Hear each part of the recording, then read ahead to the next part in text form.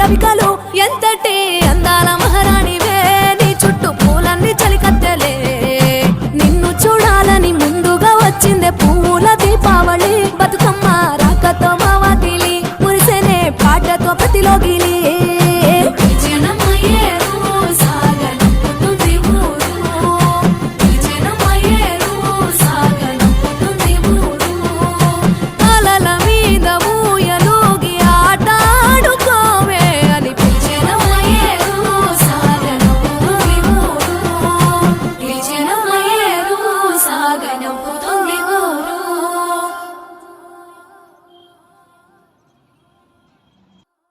ఇక్కడ భక్తులు నిత్యం అమ్మవారికి లక్ష కుంకుమార్చనలు చేసి యజమానులు కనకదుర్గ కృపకు పాత్రలవుతారు.